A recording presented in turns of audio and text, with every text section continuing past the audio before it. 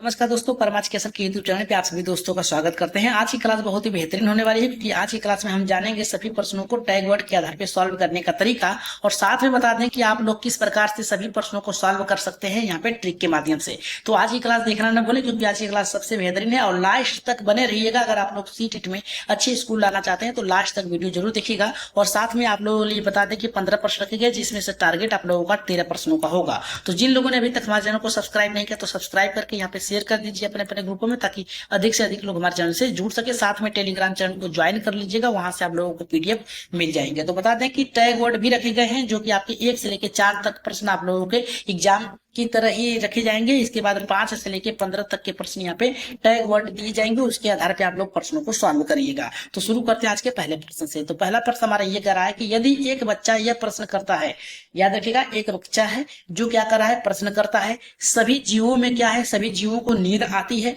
तो शिक्षक को क्या करना चाहिए। सबसे पहले 4 प्रश्न आप लोग ऐसे ही करिए जिस तरीके से एग्जाम में करते हैं, फिर इसके बाद टैग वर्ड के आधार पे हम लोग प्रश्नों को सॉल्व करेंगे। तो यहाँ पे देखिए कह रहा है कि उसे उत्तर बता देंगे। देखिए अगर आप विद्यालय में पढ़ा रहे हैं तो सभी बच्चों को यहाँ पे सामूहिक गतिविधियां कराना होगा, केवल एक ही। यहाँ पे देखिए उसे कर रहे हैं तो केवल एक बच्चे पे बल दे रहे हैं, तो ये आधार पे आपका गलत है। दूसरा कह रहा है कि उसे कहेंगे कि वह प्रश्न नहीं पूछे, तो नहीं पूछेगा तो उसकी जिज्ञासा शांत नहीं होगी, इस आधार पे उसे तुरंत शांत करना चाहिए। और तीसरा कह रहा है कि अन्य बच्चों को भी इसमें यहाँ पे चर्चा में शामिल कर, यानी सामूहिक गतिविधियां कर रहा है, सामूहिक गतिविधियां कर रहा है। इस आधार पे तीसरा ऑप्शन आपका गलत होगा, तीसरा ऑप्शन आपका सही होगा। और उसे किताब में ढूंढने के लिए कहेंगे तो बालक स्वयं से ही ढूंढ लेगा, तो आपसे पूछेगा नहीं। राइट आंसर आपका तीसरा सही होगा। आगे बढ़ रहे हैं यहाँ पे दूसरे प्रश्न पे, लेकिन उससे पहले व्याख्या क्या है। इस प्रकार की जो जिज्ञासा होती है इंक्लूडिव बेसिक लर्निंग होती है, इसका हिस्सा होती है जब शिक्षक को या फिर शिक्षक चर्चा को प्रोत्साहित करता है तो बच्चों के भीतर की खोज, अन्वेषण और वैज्ञानिक सोच विकसित हो जाती है। आगे बढ़ रहे हैं पे दूसरे प्रश्न पे। दूसरा प्रश्न देखिए हमारा क्या कह रहा है, ये कह रहा है कि ईवीएस जो शिक्षण है इसमें पूर्व ज्ञान यानी पहले के ज्ञान, जो पियर नॉलेज है, मतलब पहले जो आप बालक सीखा या फिर जो कुछ जानता है, का प्रयोग किस लिए किया जाता है। तो पहला कह रहा है कि बच्चों को गलतफहमियां दूर करने के लिए करना चाहिए, गलत फहमियां दूर करने के लिए, ये तो पॉजिटिव है। दूसरा करा कि बच्चों को रटाने के लिए, रटाना एक नेगेटिव वर्ड है, इस आधार पे ये गलत है।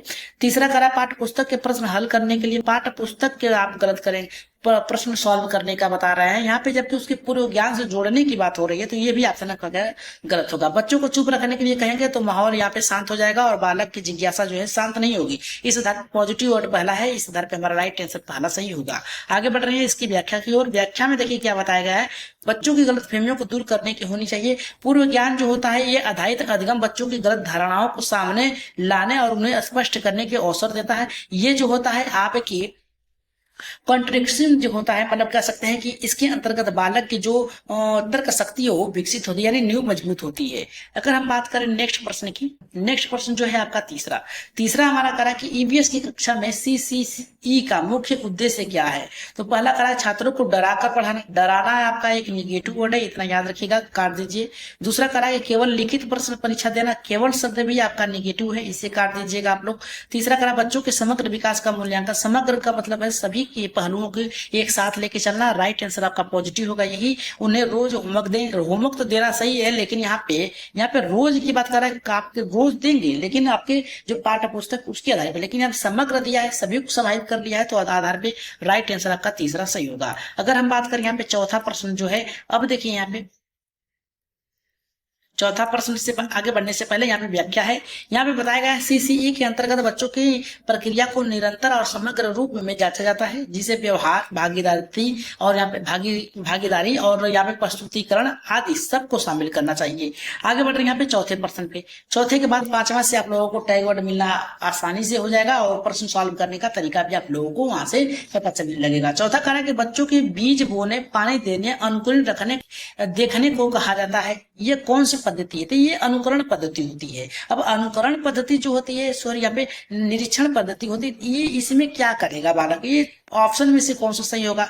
पहला करा कि मौखिक शिक्षण, मौखिक शिक्षण की बात कर रहा है जो कि आपके यहाँ पे बोलने से संबंधित है।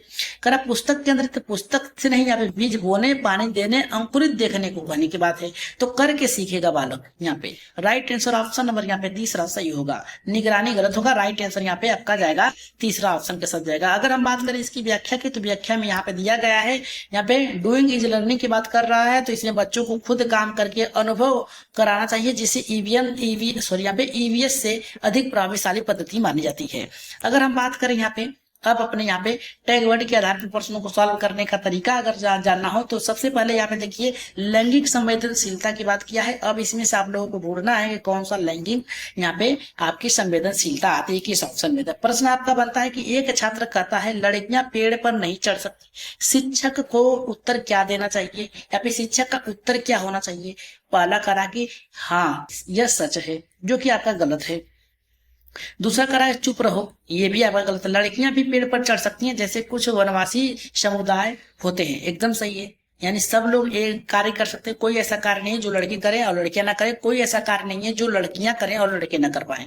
तो राइट आंसर ऑप्शन नंबर यहाँ पे तीसरा सही होगा, ऑप्शन नंबर तीसरा एकदम सही होगा।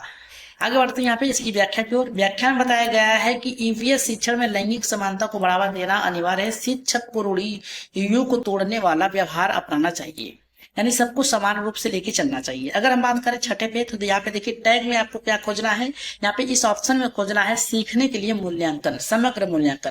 अब प्रश्न आपका बनता है कि ईवीएस में मूल्यांकन का उपयोग किस उद्देश्य में किया जाना चाहिए? तो पहला करा कि बच्चों को फेल करने के लिए, गलत है आपका। दूसरा करा बच्चों की कमियां उजागर करने के लिए, बच्चों की कमियां उजागर करने की बात कर रहा है यहाँ पे, जबकि सीखने के लिए मूल्यांकन होना चाहिए, जबकि ये गलत है। यहाँ पे करा बच्चों को सीखने की प्रक्रिया समझाने में सुधार करने के लिए यहाँ पे होना चाहिए, एकदम सही है। आपका राइट आंसर यहाँ पे आएगा, सीखने के लिए होना चाहिए, तो सीखने की प्रक्रिया है। यहाँ पे देखिए ऑप्शन में यहाँ पे टैग में यहाँ पे सीखने के लिए मूल्यांकन है और सीखने की प्रक्रिया को समझने में सुधार के लिए होनी चाहिए, सिर्फ अंक देना नहीं होगा। राइट आंसर ऑप्शन नंबर यहाँ पे तीसरा सही होगा। अगर क्लास बेहतर लग रही है तो एक बार सब्सक्राइब जरूर करिएगा, शेयर कर दीजिएगा, या फिर समझाने का प्रयास आप लोगों का ये हमारी तरफ से है कि आप लोग प्रश्न में ये ढूंढेंगे क्या आपको ऑप्शन में देखना है और प्रश्न के माध्यम से वो सही होगा। तो यहाँ पे देखिए, यहाँ पे कह रहा है कि असेसमेंट फॉर लर्निंग की बात कर रहा है, एक ऐसी प्रक्रिया जिसमें शिक्षक सिखाने के मापन की जगह सुधारने के लिए मूल्यांकन करता है। अगर हम बात करें यहाँ पे सातवें प्रश्न की, सातवें प्रश्न में आपको क्या खोजना है, संरचनावाद खोजना है। अब देखिए प्रश्न यहाँ पे कहा कि संरचनावाद दृष्टिकोण में ईवीएस की कक्षा में किस प्रकार संचालित होती है। पहला करा है कि केवल शिक्षक केवल व्याख्या देता है, केवल शब्द दिया है, तुरंत काटिए, नेगेटिव वर्ड है। दूसरा करा है कि यहाँ पे विद्यार्थी निष्क्रिय श्रोता है, निष्क्रिय नहीं सक्रिय श्रोता होता है, यानी हर तरीके से वो अपने आप को रखता है। और तीसरा करा है कि विद्यार्थी अपने अनुभव के आधार पर यहाँ पे ज्ञान का निर्माण करते हैं। संरचनावाद में होता है कि नया निर्माण करना, संरचना का ही मतलब ही होता है कि एक नया चीज लाना। और यहाँ पे देखिए चौथा करा केवल दिया है अभ्यास कराने के लिए, गलत है। आपका राइट आंसर जाएगा तीसरा, एकदम करेक्ट होगा। अगर हम बात करें इसकी व्याख्या की, तो व्याख्या में बताया गया है संरचनावाद में अधिगम एक रचनात्मक प्रक्रिया है जहां विद्यार्थी अपने परिवेश से जुड़े अनुभवों के जरिए नई समझ को बनाते हैं। अगर हम बात करें यहाँ पे आठवें प्रश्न की, आठवां प्रश्न करा है कि ईवीएस, देखिए इसमें क्या खोजना है, स्थानीयकरण खोजना है, इतना याद रखेगा। ईवीएस पढ़ाते समय स्थानीय संदर्भों को शामिल करने का उद्देश्य क्या होना चाहिए? कुछ टैग वर्ड जो है आपके प्रश्न में ही रहेंगे। यहाँ पे कह रहा है कि पाठ्य पुस्तक का बोझ कम करने के लिए, देखिए पाठ्य पुस्तक का बोझ कम करने के लिए नहीं होना चाहिए, क्योंकि स्थानीयकरण की बात किया है, समय बचाने के लिए नहीं होना चाहिए, बच्चों की समझ उसके वातावरण से जुड़ने के लिए होना चाहिए। स्थानीयकरण में आपका वातावरण आ जाएगा, स्थान में सभी समुदाय आ जाएंगे। राइट आंसर आपका जाएगा यहाँ पे आपका तीसरा। अगर आगे बढ़े इसकी व्याख्या के अंतर्गत, तो व्याख्या के अंतर्गत देखिए क्या कहा है कि स्थानीयकरण में बच्चे पाठ में दिए गए विचारों और अपने अनुभवों से जोड़कर बेहतर तरीके से समझ पाते हैं। तो आगे बढ़ते हैं यहाँ पे नेक्स्ट प्रश्न जो कि आपका नौवां है। नौवां ये हमारा कह रहा है कि टैग वर्ड के अंतर्गत आपको वर्क ग्रुप खोजना है, आप ये कह सकते हैं ग्रुप वर्क खोजना है, यानी सामूहिक कार्य, जिसके अंतर्गत सभी को शामिल करके एक साथ कार्य कराने की बात कर रही है। तो यहाँ पे कह रहा है ईवीएस की कक्षा में समूह कार्य का उद्देश्य क्या है? समूह कार्य का उद्देश्य क्या होता है? बच्चों को व्यस्त रखना नहीं। दूसरा करा यहाँ पे उत्तर की नकल कराना, रटना नहीं।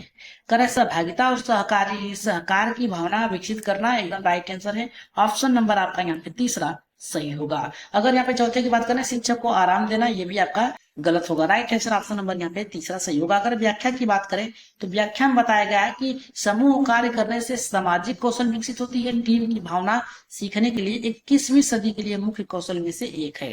यानी ग्रुपिंग यहाँ पे वर्किंग करने के लिए बात कर रहा है। अगर हम बात करें यहाँ पे नेक्स्ट प्रश्न की, अगर चैनल पे आप नए हैं तो जल्दी से सब्सक्राइब कर लीजिए और चैनल को शेयर कर दीजिए जल्दी से। यहाँ पे टैग वर्ड में खोजना आपकी प्रक्रिया कौशल यानी प्रोसेस, इसकी खोजना है। तो यहाँ पे कह रहा है कि ईवीएस में प्रक्रिया कौशल से क्या तात्पर्य है। प्रक्रिया कौशल का मतलब होता है आप लोग किस प्रकार से आप लोग देखते हैं और सुनते हैं और प्रश्न करते हैं।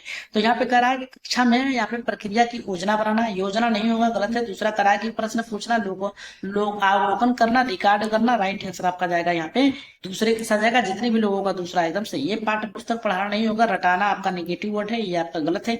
ऑप्शन नंबर यहाँ पे दूसरा आपका सही होगा।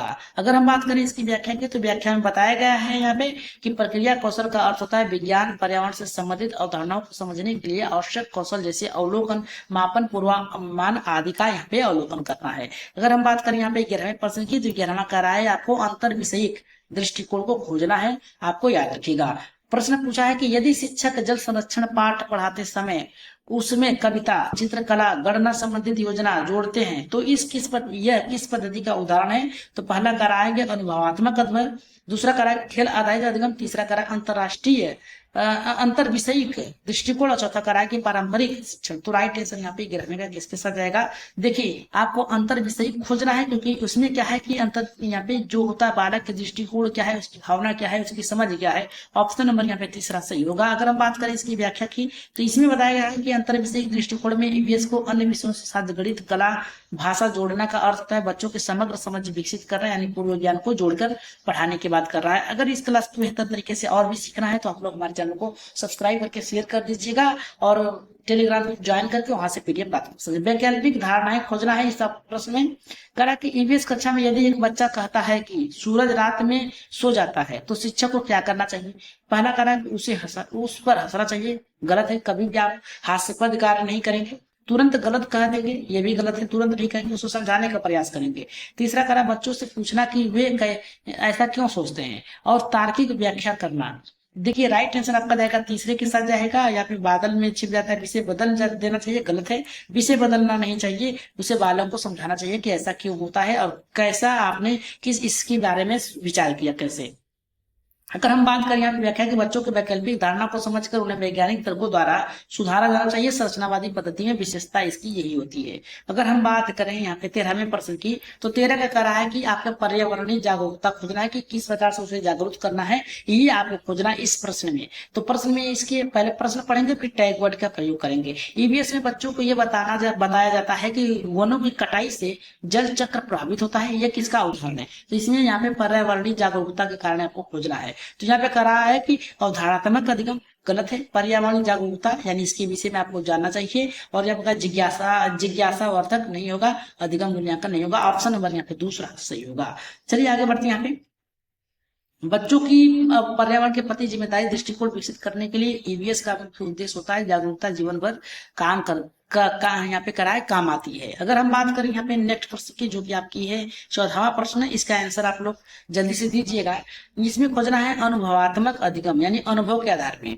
यहाँ पे कह रहा है कि यदि बच्चों के पास जल स्रोत की सैर कराई जाती है तो जल गुणवत्ता पर चर्चा होती है, यह किस प्रकार की शिक्षण प्रक्रिया है। तो पहला करा कि मौखिक शिक्षण, दूसरा रटंत अधिगम, तीसरा करा कि अनुभवात्मक अधिगम और चौथा करा है कि चित्र आधारित अधिगम। तो राइट आंसर यहाँ पे 14वें का क्या होगा। अगर यहाँ पे देखिए अनुभवात्मक है तो राइट आंसर जाएगा अनुभव आधारित अधिगम होगा।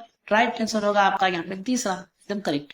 आज की क्लास का लास्ट प्रश्न होगा जिसका आंसर आप लोग कमेंट बॉक्स में देना है, लेकिन उससे पहले व्याख्या देख लेते हैं। जब बच्चे सीधे अनुभव के जरिए सीखते हैं तो भ्रमण अवलोकन आदि से दीर्घकालीन व्यवहारिक अधिगम होता है, यानी लंबे समय तक उसका अधिगम चलता रहता है। अगर बात करें 15वें प्रश्न की तो इसका आंसर आप लोग कमेंट बॉक्स में दीजिएगा। चैनल पे नए हैं तो सब्सक्राइब करके यहाँ पे शेयर कर दीजिएगा। इसमें खोजना है बाल केंद्रित दृष्टिकोण, इसका आंसर आप लोग देंगे यहाँ पे कमेंट बॉक्स में। करा कि ईवीएस की प्रभावी कक्षा में यहाँ पे शिक्षक को क्या प्रमुख कार्य करना चाहिए, तो इसका आंसर आप लोग कमेंट बॉक्स में दीजिएगा।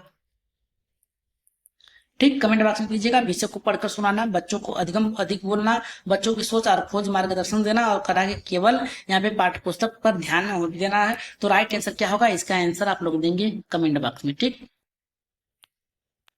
कमेंट बॉक्स में इसका आंसर दीजिएगा और बताइएगा कि आज की क्लास आप लोगों को कैसी लगी। कमेंट बॉक्स में जरूर बताइएगा। और कोई भी डाउट हो तो आप लोग बेझिझक आप लोग कमेंट कर सकते हैं और मैसेज कर सकते हैं। व्हाट्सएप ग्रुप से जुड़ने के लिए आप हमारे व्हाट्सएप नंबर पर मैसेज कर सकते हैं 82 99 52 49 41। इस पे मैसेज करके आप अपने डाउट को पूरा यहाँ पे क्लियर कर सकते हैं। किसी भी प्रकार की पीडीएफ चाहिए तो अलग से व्हाट्सएप पे मैसेज कर सकते हैं। तो आज के लिए इतना ही, धन्यवाद। जाते जाते यही करेंगे कि आप लोग टैग वर्ड के आधार पर प्रश्नों को सोल्व करने का तरीका जान जाएं, क्योंकि आप बेहतर तरीके से स्कोर कर सकें सीटेट में। तो आज के लिए इतना ही, धन्यवाद।